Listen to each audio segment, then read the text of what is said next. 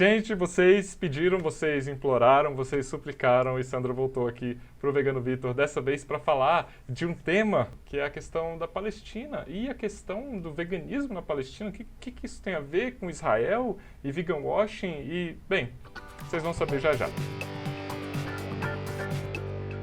Vamos para a pergunta. Número 1. Começando pelo começo, mas sem voltar milênios no passado. Por que que a gente deve se posicionar em solidariedade ao povo da Palestina? O que está acontecendo por lá? Para resumir assim, o que está rolando e por que que a gente tem que se importar com isso? Eu queria começar, se você deixasse aí eu entrar no seu roteiro, falando por que que eu estou falando da Palestina, né? Porque todo mundo sabe que eu sou brasileira, nordestina, então não é meu lugar de fala aí, como se diz hoje em dia, por que que eu estou falando da Palestina, né?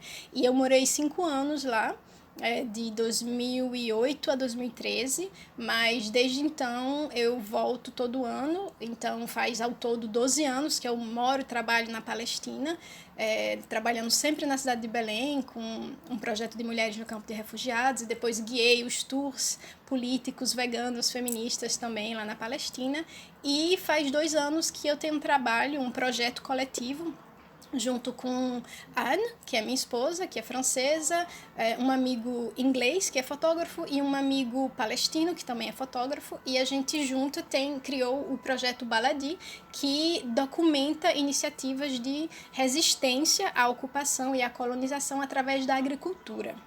Então é por isso que eu vou falar as coisas que eu vou falar hoje, porque eu morei lá há muito tempo, trabalho lá há muito tempo, né? Então tudo que eu vou contar aqui eu aprendi diretamente com as pessoas lá ou eu testemunhei quando estava lá, né? Então assim, não imaginem que eu saí lendo coisas e aí tirando minhas próprias conclusões, mas convido todo mundo a se informar também depois desse vídeo, porque é sempre bom ir em mais de uma fonte, né? Mas aí para responder a sua pergunta, né, que as origens do conflito, sem voltar há muito tempo. Eu queria começar a responder essa pergunta, desfazendo, eu acho que o maior mito que tem ao redor da questão, que é que se trata de um conflito. Não é um conflito. Então, a escolha das palavras tem um significado muito profundo e muito político. Se a gente escuta sempre que é um conflito, tem um interesse político por trás. Porque você pensa conflito, você imagina duas partes, né? Conflito tem que ter um lado conflitando com o outro, né? E não é o que acontece lá. Não é conflito, é colonização. Muita gente tem problema em dizer essa palavra, porque a gente, quando pensa em colonização, imagina as caravelas chegando, né, há 500 anos atrás. Só que a colonização no século XX, que foi quando começou, e agora no século XXI, tem uma cara diferente. Mas se trata, o que acontece lá é uma colonização, é um projeto colonial. Israel coloniza a Palestina há várias décadas, e junto com isso tem uma ocupação militar. Israel ocupa militarmente os territórios palestinos. Então, a questão é, de um lado, um colonizador extremamente poderoso, com um exército muito poderoso, e do outro lado, um povo nativo sendo colonizado e resistindo, né? Então, com um movimento de resistência para atingir a sua autodeterminação. Então, isso é o que está acontecendo. Então, por que colonizado, né? Quando começou a colonização? E aí, o segundo mito, que eu vejo muitas pessoas repetirem, é que começou com Cristo, ou que faz 2000 anos que tem esse problema lá. Não é. Não é verdade. Israel foi criado em 1948. Então também tem essa narrativa de que é um conflito e que é um conflito que dura milênios, também serve ao interesse, né? Que a gente acreditar que não tem solução. Né? Se é uma coisa longa desse jeito, provavelmente religioso, né? Esse é o mito número 3, né? Que é um conflito religioso, que são duas religiões, né? Que são judeus contra muçulmanos lá que estão brigando, que também não é verdade, não tem nada a ver com religião. Inclusive, eu aproveito para falar que o povo palestino, embora a maioria seja muçulmano, tem também judeu e cristão palestino. Então, não é só uma questão da religião muçulmana lá. Então, quando foi que começou essa colonização, se não foi na época de Jesus? Embora, né, não sei se a galera aí visualiza a Palestina histórica que está na Bíblia, inclusive Jesus é o palestino mais famoso que a gente conhece, né, já estava lá fazendo resistência ao imperialismo, na época era o imperialismo romano. Então a Palestina está ali no Oriente Médio, né, se vocês forem situar para cima do Egito, né, e com fronteira com a Jordânia, a Síria e o Líbano, e o Mar Mediterrâneo do outro lado, né? Então, essa é a Palestina histórica, que a gente chama de Palestina histórica, todo esse território, que passou por várias colonizações ao longo dos séculos, né? Inclusive a colonização romana, né, que durou, a ocupação romana, na verdade, durou muito tempo. Depois veio a ocupação otomana, não sei se a galera tá lembrada aí das aulas de história, o Império Otomano, os turcos, que dominavam aquela região inteira, né? E aí, com a queda do Império Otomano, no começo do século XX, né, do século passado, o que aconteceu? O Oriente Médio foi dividido pelos imperialistas da época, né, que eram mais os britânicos e os franceses, que controlavam aqui tudo, né, foi dividido, o Oriente Médio foi dividido, e a França ficou com controle de alguns países, e a Grã-Bretanha ficou com controle de outros países, incluindo a Palestina histórica. Então, o mandato britânico começou em 1920, né, oficialmente 1923, mas no começo da década de 20 do século passado. Então, o que está acontecendo, né? A Palestina, que sempre foi esse território histórico, mas que nunca foi independente, porque ia passando de um império para outro, né? De uma colonização para outra. Só que o mandato britânico na Palestina já chegou com uma intenção muito clara de ajudar o projeto sionista. E isso é importante eu explicar também o que é o sionismo, né? O sionismo é um projeto colonial que nasceu no final do século XIX, né? Então, 1890, por aí, com a ideia de criar um lar para o povo judeu. O que a gente entende, né? Antissemitismo, perseguição, era uma coisa incrível. Só que o que a gente esquece de falar é que esse lar foi criado em cima de um país onde tinha gente. Não era uma coisa, não era uma terra vazia, né? Então, por mais legítimo que fosse, né, a vontade do povo judeu sofrendo perseguição aqui na Europa, né, com a subida do antissemitismo, né? Na verdade, o povo judeu, coitados, né, foram perseguidos durante a história inteira, né? Mas a gente entende essa vontade legítima de criar um lar, só que o que não foi tão compreensível foi criar isso num país habitado, numa terra que tinha gente. Então, aos poucos, a colonização europeia foi chegando lá, né? A galera foi chegando. Durante o mandato britânico, os britânicos ajudaram muito, né? A armar, por exemplo, tinha grupo paramilitar, né? O que depois virou o exército israelense, né? Já tinha esses grupos lá, essas milícias lá na época. E aí, quando a coisa ficou muito difícil, nos anos 40, não imaginem que o povo palestino estava vendo isso acontecer sem fazer nada. Teve uma grande greve nos anos 30, uma greve geral, teve vários movimentos de resistência política, resistência popular, através da greve e outras coisas também, boicote. Então, nos anos 40, o negócio chegou num ponto, assim, os imigrantes europeus que estavam chegando na Palestina com a intenção de criar o seu país ali, mas sem o povo nativo, já estava num nível de tensão muito grande, né, quase de guerra civil. E aí o governo britânico falou, olha, passa a bola para a ONU, né? A ONU tinha acabado de ser criada depois da Segunda Guerra Mundial. Em 1947, eles falaram, tá aí, ONU, decidam aí o problema, porque a gente não dá mais conta, né?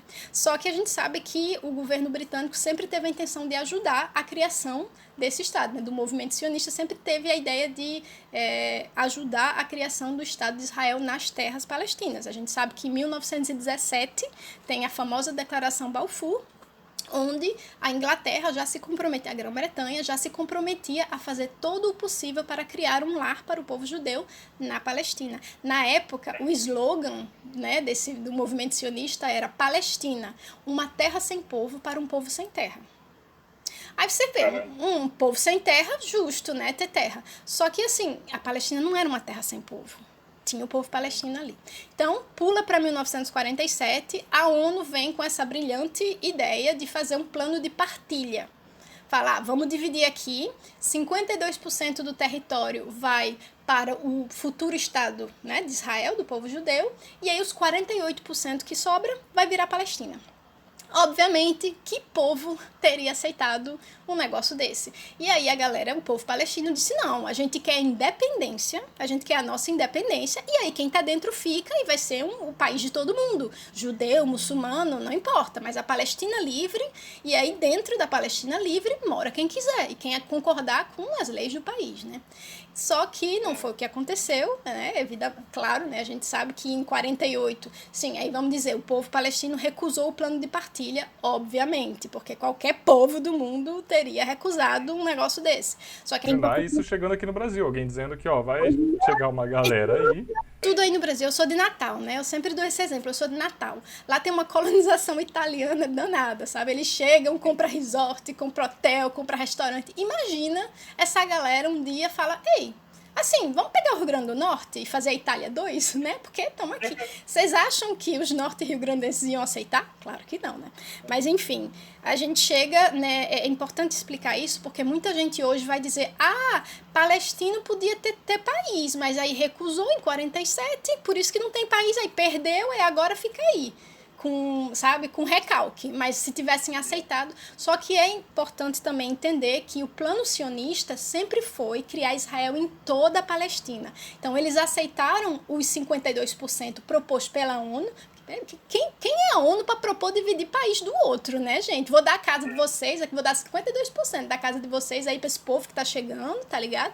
Então, a gente sabe que o movimento sionista sempre quis fazer Israel em todo o território histórico. Isso não sou eu que estou dizendo, nem os palestinos que me disseram. Tem um livro muito bom que eu recomendo de um historiador israelense, judeu israelense, chamado Ilan Pappé, e esse livro se chama A Limpeza Étnica da Palestina. E ele conta, ele teve acesso aos documentos de Ben-Gurion, que se tornou depois o primeiro-ministro israelense, nos congressos, nas reuniões, dizendo, gente, a gente tem zero, estão oferecendo 52%, claro que a gente aceita, mas não vamos parar por aí não, vai continuar. Então, assim, mesmo se o povo palestino tivesse aceitado na época, não seria garantia nenhuma deles terem um país hoje. Mas aí, 47, plano de partilha da ONU, o povo palestino recusa, Israel começa o seu plano de limpeza étnica, né, que Ilan Pappé, esse historiador israelense, descreve no livro, que já foi traduzido para o português, inclusive, eu recomendo muito, assim. E aí começou o plano de limpeza étnica no final de 1947, até que em maio de 48, Israel declarou a criação, né, do Estado, assim, ainda não existia Israel. Em 48, maio de 48, foi declarada a criação do Estado de Israel em 78% do território histórico da Palestina. Então, se a ONU tinha oferecido 52%, eles acabaram criando Israel em 78% da Palestina histórica. O que sobrou, os 22%, ficaram separados. Então, isso é importante entender também, que de um lado ficou a Cisjordânia, que é o maior pedaço do território, que faz a fronteira com a Jordânia, do outro lado está a faixa de Gaza, que faz fronteira com o Egito e no mar, né? Então, que é bem pequenininha, né? É um território bem pequenininho. Quando a gente fala hoje de territórios palestinos, a gente faz referência a esses dois pedacinhos do que sobrou da Palestina histórica, né? Esses 22% do que sobrou da Palestina histórica. Só que aí você entende o começo da colonização, né? Colonização, quando Israel foi criado, eu falei que teve a limpeza étnica, né? Mais de 80% da população nativa foi expulsa, que se tornou os refugiados e as refugiadas que a gente conhece hoje, porque a ideia era realmente criar um país numa terra sem povo. Então, já que tem gente aqui, bora expulsar. Só ficou 20% da população nativa, no que hoje é Israel, né?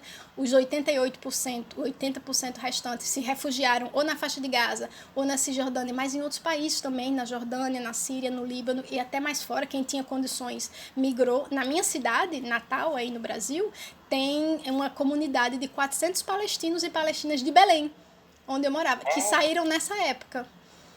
Porque era uma galera que tinha mais dinheiro e quando viu o que aconteceu falou, não, perdemos, aqui vai ser um massacre, quem podia, quem tinha condições, não só quem podia, tinha gente que mesmo com condições queria ficar e defender o território, né? Mas enfim, Israel criado em 78% do território histórico da Palestina, né? Isso foi o início da colonização. Só que não parou por aí. A outra data importante para a gente ter em mente é 1948, criação do Estado de Israel na Palestina histórica.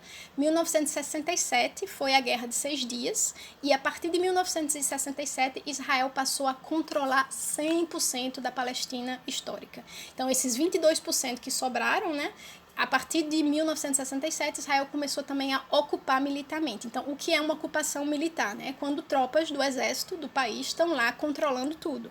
Então, hoje, por exemplo, todas as fronteiras palestinas, terrestres, aéreas e marítimas, são controladas por Israel. A entrada de pessoas no território palestino e a saída é controlada por Israel. A entrada de mercadorias nos territórios palestinos controladas por Israel. Desde 1967, toda a Palestina histórica é controlada por Israel e todos os aspectos da vida do povo palestino são controlados por Israel. Isso por si só já é, tipo, um absurdo sem tamanho.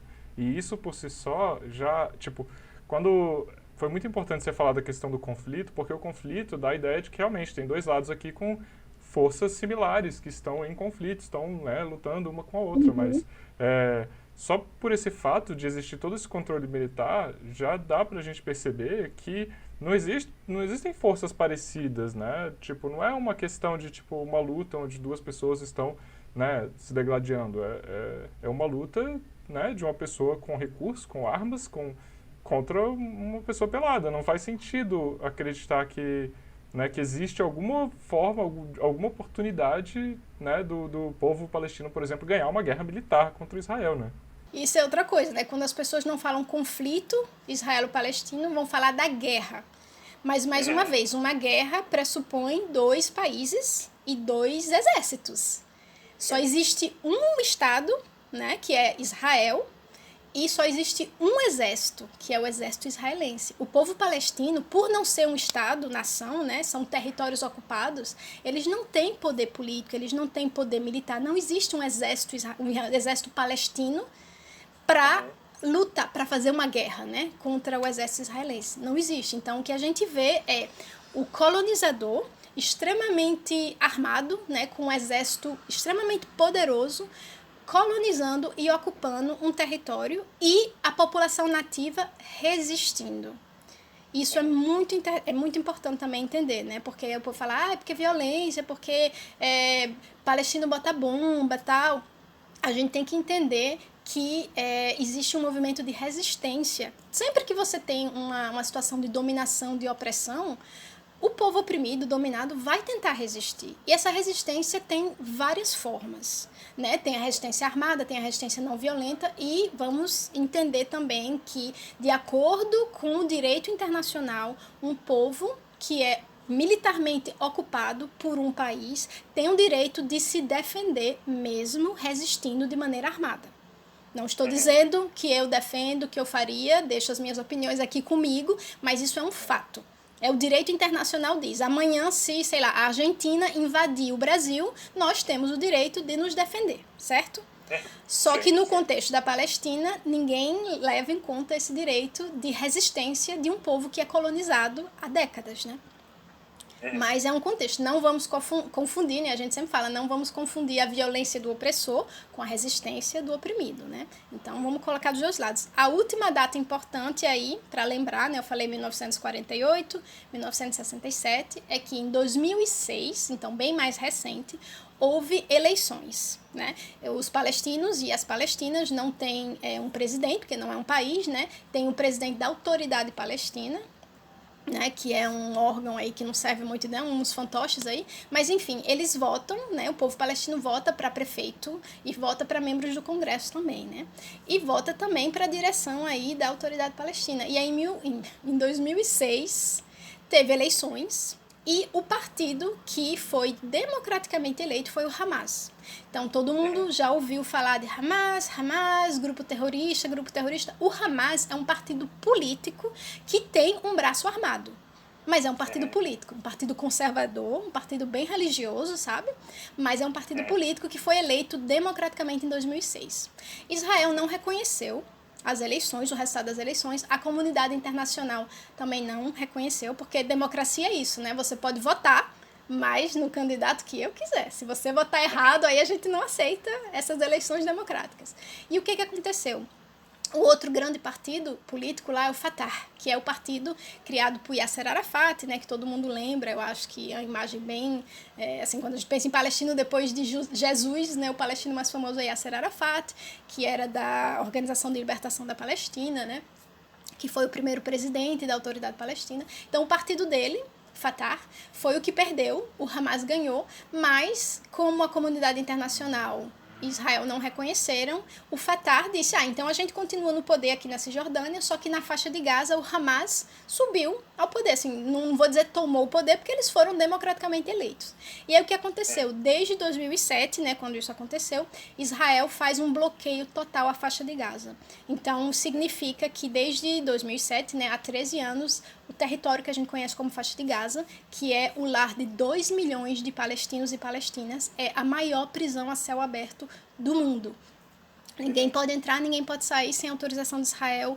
Tudo que acontece lá, entrada de material escolar, comida, tudo é controlado por Israel. E tem outra, regularmente a faixa de Gaza é bombardeada, né? Assim, o último bombardeio grande foi em 2014, mas nunca parou de ser bombardeada. Então tem sempre bomba caindo de vez em quando, porque é o laboratório bélico de Israel. Israel vende armas para o mundo inteiro, assim, eles são bem na ponta do desenvolvimento bélico. E aí eles desenvolvem armas, testam na faixa de Gaza e vendem com um selinho dizendo testado no campo, assim, testado em combate, de garantia de dar certo.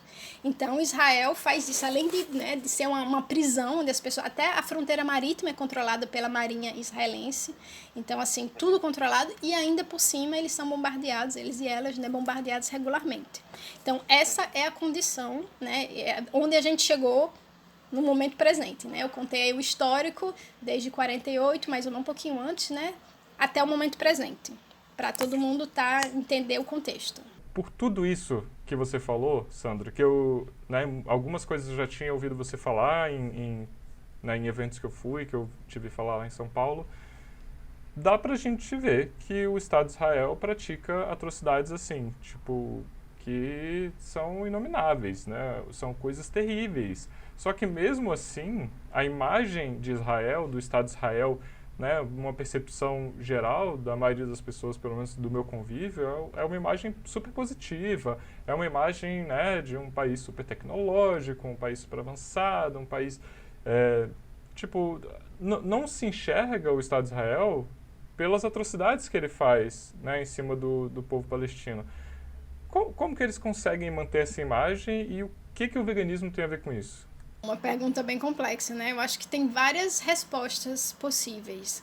Dependendo da época, a causa palestina tinha mais ou menos apoio do mundo, né? Assim, já teve no passado, nos anos 60, 70, eu acho que o pessoal apoiava mais, né, a luta por autodeterminação do povo palestino, entendia que era uma luta contra uma colonização, e eu acho que é mais recente essa imagem bem positiva, né?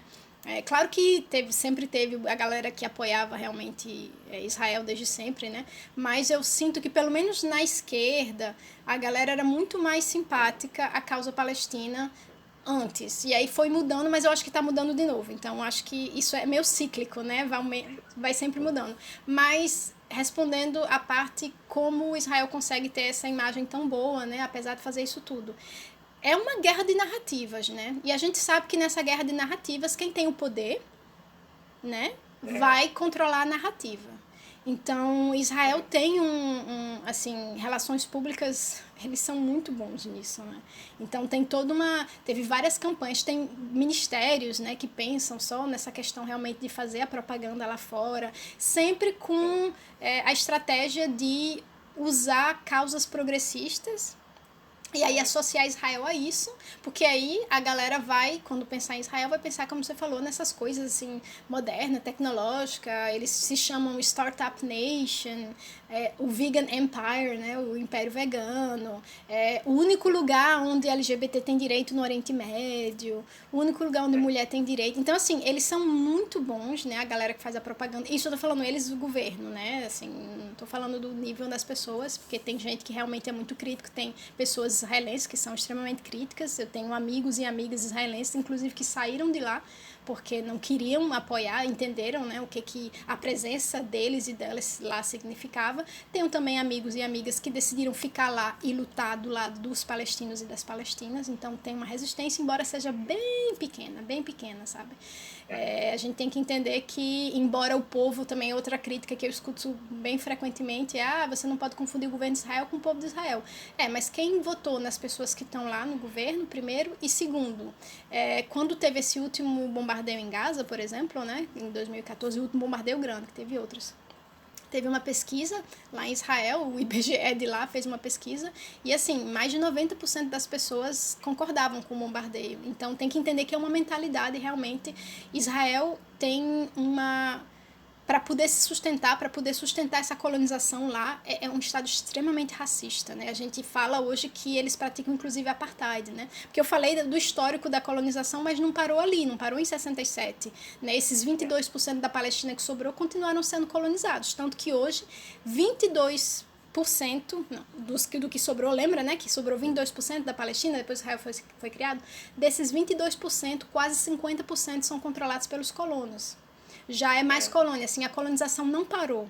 Ela continuou porque o plano sempre foi colonizar tudo, né? Então, assim, tem hoje cerca de 600 mil colonos morando ilegalmente dentro dos territórios. E por que eu falo ilegalmente? Não é porque eu acho que não é bacana. Mais uma vez, é porque o direito internacional diz que quando um país ocupa um território, ele não tem o direito de transferir a sua população para lá, né? Como quando, digamos, os Estados Unidos estão ocupando o Iraque, não pode começar a criar cidade só para estadunidense lá dentro, né? Confiscando as terras, mas é o que Israel faz, né? E é condenado também pela comunidade internacional, mas continua fazendo, né? Então, como assim, as violações de direitos humanos, eu não vou nem fazer a lista aqui porque não vai caber, né? Prisão de criança, tortura, prisões políticas. 1/3 dos homens palestinos ou estão na cadeia ou já estiveram de Israel, prisioneiro político. É uma coisa assim muito grande, né? O muro que foi construído também, né? Que começou a ser construído em 2002 e que anexa mais terras para o lado israelense, mais terras palestinas, anexa inclusive as terras mais férteis do lençol freático, passa para o lado de lá. Israel controla 80% da água nos territórios palestinos. A água é deles, assim, tá lá, é o lençol freático palestino, mas a galera não tem o direito de ter acesso direto à água. É Israel que controla e depois vende essa água para o povo palestino muito mais cara do que eles vendem a água para os israelenses, né? Então, assim, várias violações que eu não... Como eu falei, assim, a gente ia ficar o resto da noite aqui falando, mas como Israel consegue ainda assim sair bem na fita, né? Porque tem exatamente essa estratégia de se associar a pautas progressistas, né? E não só isso, ao mesmo tempo que se associa a pautas progressistas, vai fazer de maneira que as pessoas imaginem que o povo palestino é todo o oposto. Eu me lembro que sempre que eu falo da Palestina no Brasil, sempre que eu fazia alguma palestra, no final, quando eu abria para perguntas, a primeira pergunta era sempre, mas você é mulher, por que você está defendendo esse povo? A gente sabe que muçulmano é muito atrasado com relação à mulher. Você é lésbica, como é que você está defendendo esse povo?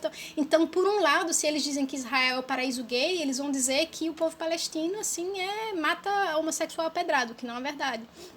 Se um lado eles vão dizer que são super feministas, por outro lado eles vão dizer, a mulher palestina é oprimida, tal.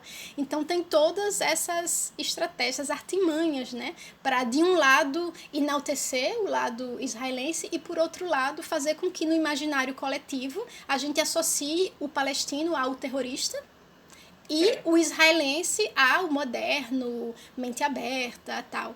E aí, o que isso tem a ver com o veganismo, né? Que é o final da sua pergunta.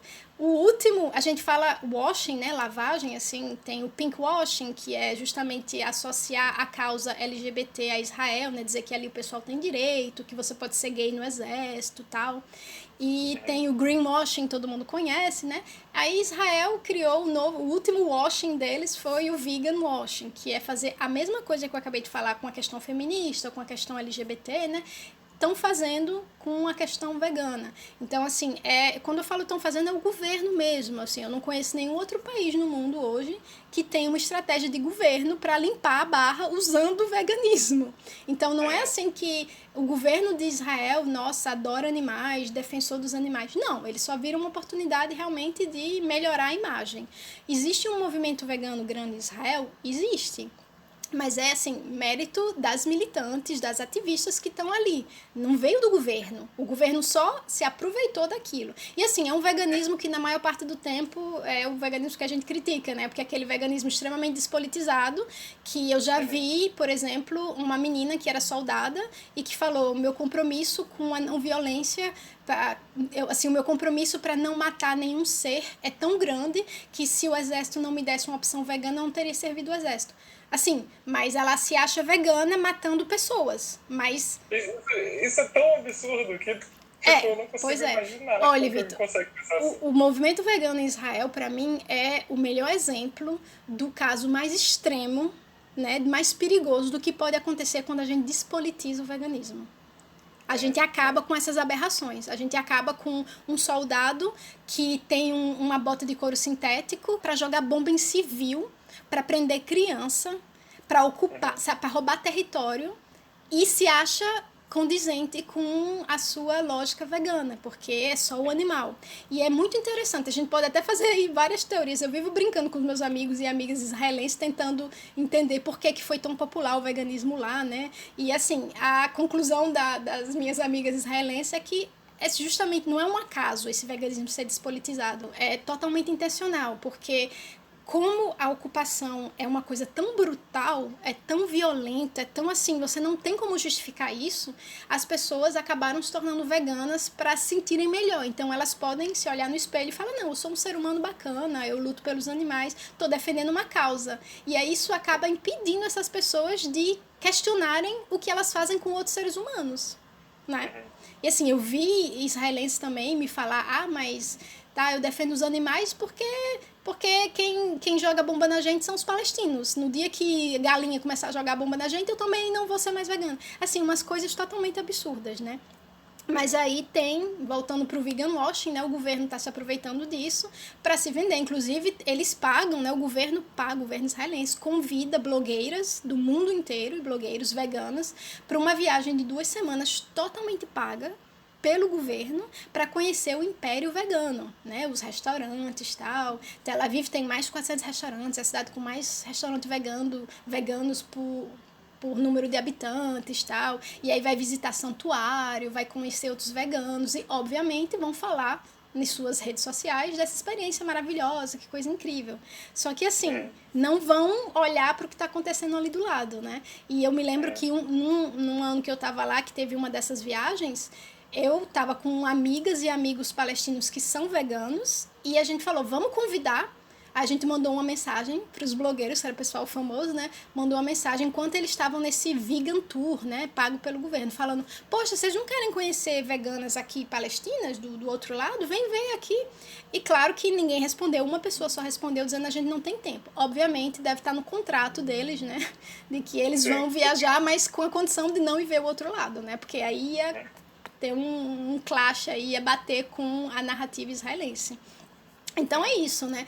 Israel se vende como paraíso vegano. Israel tem uma marca de cosméticos que é a empresa é nos territórios palestinos, né, em terra roubada.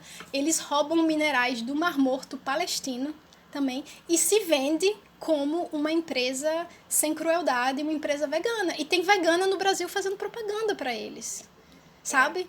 Porque, não tem animal, não tem exploração animal. Então, assim, pra mim é o exemplo mais extremo que eu já encontrei até hoje de um veganismo que não só é despolitizado, ele é anti-humano mesmo, sabe? Ele, assim, pode prender. Ele é vazio, né? Ele é vazio, ele é E raso, apoia políticas de apartheid, né? Vão fazer propaganda para um governo, para uma marca, né? Que vem de um país que tem um governo que tem políticas de apartheid, sabe? Enfim.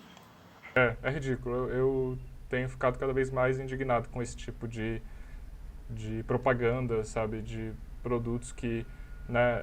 Eu não entro tanto na questão de ficar falando, isso não é vegano, isso aqui é vegano, isso não é vegano. Eu simplesmente chego no ponto de, tipo, não importa se você chama isso de vegano ou não. É escroto, é ridículo você comprar isso, você incentivar que pessoas comprem isso, sabendo todo o absurdo, todas as injustiças que vêm por trás disso, sabe? Então é realmente meio desesperador às vezes pensar nisso. Mas é por isso que a gente está aqui, né, Sandy? Eu tô só esperando aí, Vitor, você ser convidado aí pelo governo de Israel para fazer parte dessa viagem. Olha que a nossa amizade não vai sobreviver, viu? Mas... Vão olhar meu vídeo contigo do MST e já não vão. Já não vão chamar. Aí não. Mas é sério, eu tô esperando o dia que eles vão, como o veganismo tá crescendo muito no Brasil, né? Com certeza vão começar a chamar e o pessoal vai aceitar. Tenho certeza. A galera vegana liberal vai voltar dizendo que lindo. Eu me lembro que uns anos atrás foi um chefe vegano brasileiro e ele foi com o dinheiro dele mesmo, não foi nem convidado. E assim, ficou falando maravilhas. E aí quando o pessoal começou a criticar, falando, como assim, vegano pra quem? Ele falou, olha, eu escolho os destinos da minha viagem com relação ao baseado no número de restaurantes veganos que tem. Então aqui é o paraíso pra mim. Não vamos... Enfim, não vou nem entrar nessa pessoa, nos detalhes dessa história, mas tem muita gente que vai da comunidade vegana. Eu já encontrei pessoas aqui na França, né? Eu tô falando de Paris. Eu morei na Bélgica há um tempo, conheci várias pessoas veganas em Bruxelas que falavam, nossa, Israel é um paraíso mesmo, né? E isso não é nem verdade, Vitor. O pior é que Israel tem, assim, práticas terríveis, muito cruéis. Israel compra carga viva, né, para ter o abate kosher lá, assim, é um dos países que trazem animais vivos, né, nos navios. Israel é o maior consumidor de aves, né, de galinha do mundo, proporcionalmente ao número de habitantes. Então, assim, é o paraíso vegano para quem? Para esse chefe vegano que tem dinheiro que vai comer nos restaurantes, porque nem para os animais que estão lá. Se você, assim, não tá nem aí para os palestinos, para as palestinas, não tá nem aí, mas mesmo assim, se o seu problema é só com os animais, com a exploração animal, Israel está longe, longe de ser um paraíso para os animais não humanos. Eu tenho uma amiga que foi para Israel e me disse que a comida dos restaurantes veganos lá não são nada demais, aqui no Brasil é 1000 vezes melhor. Ainda tem isso. Não, tem uns bons também, mas aí entra a questão da apropriação da culinária, né? Porque muita gente acha que hummus e falafel é israelense, né? Esse processo de limpeza étnica, né, que eu falei da Palestina, né, que é até o título do livro da historiador israelense, a limpeza étnica da Palestina, não é suficiente você limpar a terra do povo nativo dali, né? Vai sobrar alguma coisa, vai sobrar a cultura. Então, o que você não consegue destruir, você se apropria. Então, assim, Israel hoje vende o falafel e hummus como pratos nacionais. Sendo que, assim, não é palestino, né? O falafel e o hummus é do Oriente Médio, né? O falafel, na verdade, nasceu no Egito. O hummus a gente não sabe, mas sabe que foi naquela região, né? Com a galera árabe ali no Oriente Médio. Israel foi criado em 1948. Você acha que o pessoal não comia hummus antes disso? Claro que comia, sabe? Mas aí pra você ver. E aí a gente que é vegano também, eu vejo muitos... Nossa, eu morei em Berlim, né? 2 anos. E tinha muito restaurante israelense lá. E o restaurante israelense vendia o quê? Hummus e falafel. Então, assim, na cabeça da galera lá, hummus e falafel israelense. Então, tem toda uma apropriação cultural também, né? Gastronômica, não só cultural, mas gastronômica também. É uma propaganda no sentido, né, de propaganda de guerra, né? Uma propaganda intencionalmente para... original da palavra, né? Propaganda, realmente, de um governo levando sua ideologia, né? Então, assim, tem a questão de não ser um paraíso vegano para os animais e, assim, a questão das violações de direitos humanos nos territórios palestinos, né, cometidos por Israel. Claro que isso influencia, tem um impacto na vida dos animais não humanos também. Esse muro que eu falei, né, que Israel construiu para anexar a terra, impede a migração dos animais. Então, assim, é um problema muito grande lá, porque tem muita gazela, tem muito animal que ficava uma época do ano de um lado e na outra época do ano ia para o outro lado. Não consegue, às vezes não consegue atingir a água, chegar até a água, porque tem um muro no meio, sabe? Tem a questão da poluição. Essas colônias ilegais dentro dos territórios palestinos jogam todo o seu esgoto, o seu lixo nos territórios palestinos, né? Nas cidades palestinas, nas comunidades, às vezes nas terras agrícolas, então o pessoal plantando. E é óbvio que mata animais também. Israel usa a Palestina como um despejo, um lixão também. Então, todo o lixo tóxico, né, que eles produzem agrotóxico, vai também para os territórios palestinos e acaba contaminando não só pessoas humanas, mas também pessoas não humanas. Então, não tem como separar. A opressão não é só para os humanos lá no território palestino, né? É todo ser vivo ali, incluindo as árvores, né? Todo mundo está no mesmo balaio sendo oprimido. Bem, eu acho que agora, se você que está assistindo esse vídeo, se você, né, ouviu tudo que Sandra falou, você já se convenceu de que a gente deve ter, né, um olhar mais cuidadoso para essa causa, deve ter solidariedade com o povo palestino, só que, tipo, a gente está no Brasil, tipo, o que a gente pode fazer, né, que mínima ação a gente pode ter para ter alguma influência, nessa causa, assim, né? Como é que a gente pode apoiar nesse sentido? Então, não precisa largar tudo e morar lá na Palestina para poder ajudar e levar sua solidariedade ao povo palestino. A sociedade civil palestina lançou um pedido ao mundo, né, há muitos anos, há quase 15 anos, pedindo a todo mundo que queira levar seu apoio e sua solidariedade à causa palestina, à luta anticolonial, né, do povo palestino, de se juntar na campanha de BDS, né, que é boicote, desinvestimento e sanções. Boicote tem 3 tipos: o boicote econômico, o boicote acadêmico e o boicote cultural. E no boicote cultural entra não se apresentar em Israel, né, a gente sabe que tem vários cantores brasileiros aí que passaram essa vergonha. Desinvestimento é no nível de empresa, né? A gente pede que empresas não investam em Israel. E sanções é no nível de governo, que infelizmente é o mais difícil, né? Porque deveria. Por exemplo, a União Europeia deveria não importar nada de lá enquanto Israel continuar violando direitos humanos. O Brasil não devia. O Israel está no Mercosul também, né? Tem negócios, como acordos com a Europa, com os Estados Unidos, mas com a América do Sul também, né?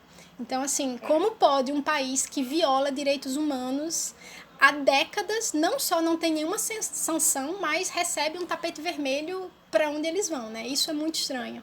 E, assim, não é uma questão única, né? Eu falei de como a colonização hoje acontece lá na Palestina, mas eu não queria que a galera pensasse que é um caso único, Israel é muito malvadão. Gente, é colonização, é mais do mesmo, é o que a gente viu na nossa terra, e por a gente vir de uma terra colonizada, a gente devia, né, entender o que é estar no lugar do colonizado, da colonizada.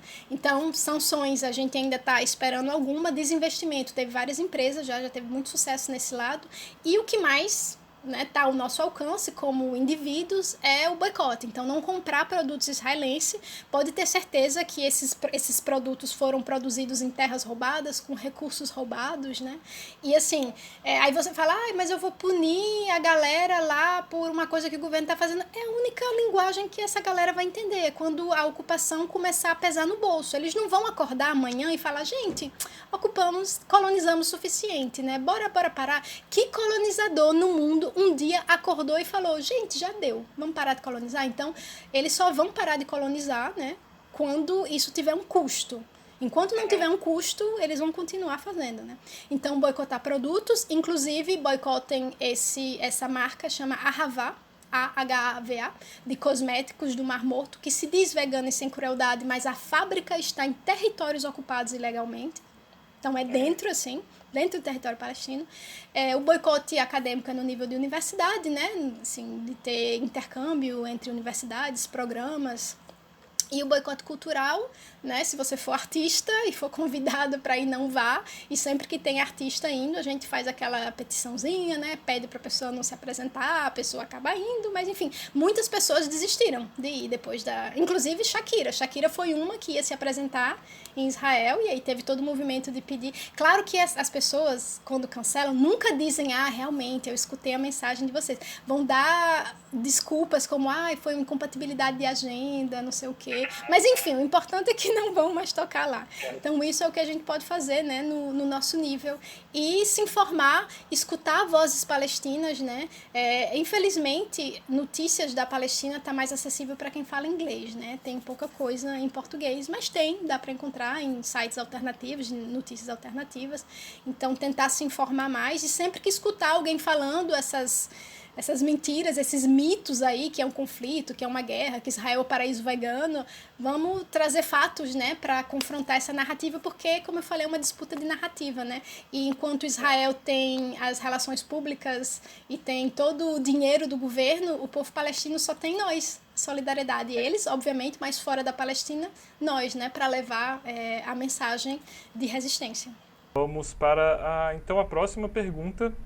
E a última pergunta, que vai ser a seguinte: no meio de tanta destruição, no meio de tantas violações de direitos humanos, existe espaço na Palestina para que pessoas se preocupem com com veganismo, com direitos animais? Como é que isso funciona por lá? É difícil, né? É bem difícil, porque num contexto onde você pode ser presa a qualquer momento, né, de maneira arbitrária, onde crianças são presas, onde você pode estar atravessando a rua e um soldado atirar em você, onde protesto é uma coisa que é reprimida duramente, né? Assim, fazer um protesto na Palestina, protesto de rua, né? No seu território, na sua cidade, pode te custar a vida se você for palestina.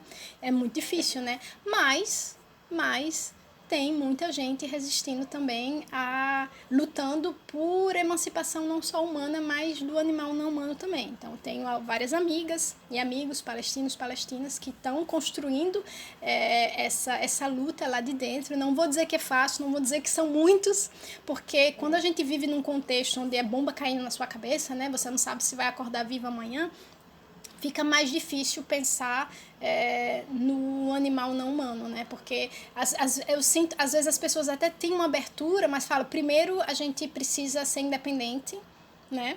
Precisa respirar, ser independente, aí a gente vai começar a pensar nas outras causas. Mas tem uma galera que tá, questão do feminismo também, da luta LGBT, que tá construindo, né, essa luta, levando essas pautas também, falando, não, a hora é agora de pensar que sociedade a gente quer. Eu tenho um amigo vegano, Ahmed, que ele sempre fala isso, né, quando as pessoas falavam, mas você é palestino, não tem coisa mais importante para você se preocupar não do que animais, ele dizia, olha, eu não tenho um luxo de sentar no meu sofá e esperar a ocupação israelense acabar para aí então pensar na sociedade onde eu quero viver. Eu vou construir essa sociedade agora.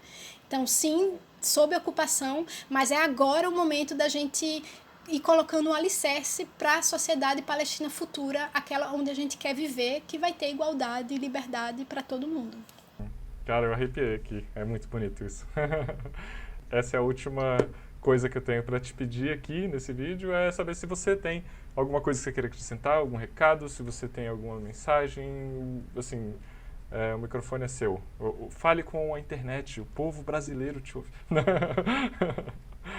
Então, povo brasileiro, eu adoraria que essas histórias todas viessem de uma pessoa palestina, então eu sempre fico assim meio incomodada. Claro que para mim é uma responsabilidade muito grande falar sobre a luta palestina, porque quando você vai lá, quando você mora lá e quando você é testemunha do que acontece, não tem como, isso marca uma pessoa para a vida. E assim, eu acho que enquanto a colonização existia, a ocupação existia, eu vou usar todas as oportunidades para levar a mensagem do povo palestino, porque realmente é mais difícil de sair de lá. Mas eu gostaria muito que as pessoas vendo a gente aqui escutassem pelo menos um pouquinho diretamente de uma pessoa palestina que eu admiro muito, que se chama Viviane Sansour. Ela mora na cidade do lado da que eu morei, lá na Palestina. Eu morei em Belém, né, lá onde Jesus nasceu. E ela tem um trabalho incrível, que foi uma das histórias que a gente documentou no projeto Baladi, né, de agricultura de resistência. Ela tem um banco de sementes crioulas, porque faz parte da colonização israelense também colonizar até a semente. Então, assim, nos anos 70, teve a Revolução Verde em todos os lugares, a gente lembra, né, veio a galera do agro falando, esquece essas sementes crioulas, eu tô com uma sementezinha híbrida aqui, que, olha, o rendimento é muito melhor, só precisa botar esse veneninho junto, mas, assim, vai ser ótimo, e conseguiu convencer, e acabou que, não sei se você sabe, mas o trigo nasceu na Palestina, né, nasceu naquela área, né, no crescente fértil, que vai do Egito até em cima da Turquia, passando por lá. Então, o berço do trigo, né, o trigo que nos deu o pão, que nos deu o macarrão, que nos deu o biscoito, né? E esse monte de semente crioula de trigo maravilhosos desapareceram, tanto que hoje a agricultura palestina só usa 2 sementes de trigo híbridas israelenses. Então, Viviane Sansour faz esse trabalho de salvar as sementes, de procurar com os anciãos, né, com as anciãs, que geralmente são mulheres, né, que guardam as sementes, e ela tem essa biblioteca, né, esse banco de sementes, na verdade, e aos poucos ela está levando de volta as sementes crioulas, e para ela isso também é resistência. Tem muitas maneiras. E quando eu entrevistei ela o ano passado para o projeto, ela falou uma coisa assim que me tocou tanto, que sempre que eu tenho oportunidade eu compartilho, porque não é sempre que a gente pode ouvir a voz de uma pessoa palestina, né? Não é sempre que a gente escuta a mensagem diretamente dela. E eu acho que tem muito a ver com o tema de hoje, muito a ver com a gente que luta também por um veganismo que vai ser decolonial, que vai lutar contra todo tipo de opressão, né? Então, acho que faz muito sentido com o nosso contexto também. Então, posso ler? Por favor. Então, as palavras de Viviane Sansur, né? Abre aspas.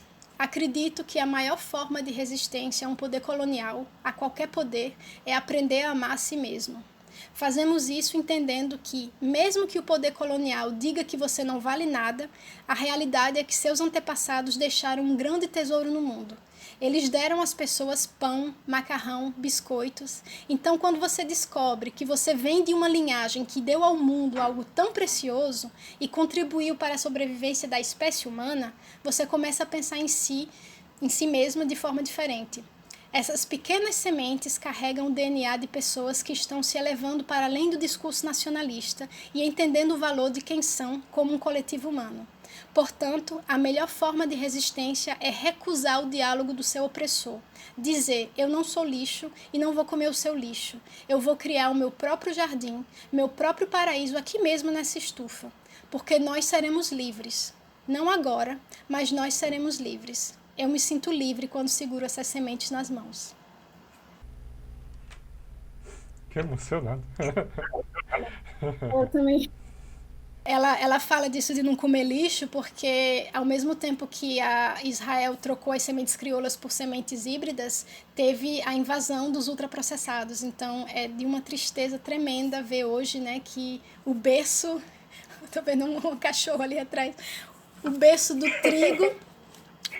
trigo hoje, né, as pessoas estão comendo muito mais produtos ultraprocessados e com todas as consequências terríveis para a saúde, e faz parte, né, do que o colonizador quer que a gente acredite, que a gente não vale nada, que a gente é lixo, por isso que a gente vai comer lixo. Então faz parte também da resistência recusar. Isso, para mim, dialoga muito com o veganismo, né? Com o veganismo. A gente não quer ultraprocessado vegano de grandes empresas, a gente quer comida de verdade, a gente quer milho crioulo, a gente quer a comida que vem da terra, né? Que conversa com as nossas origens, né?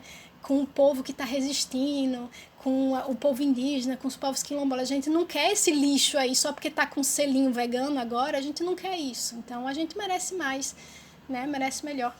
Não poderia ter terminado melhor esse vídeo.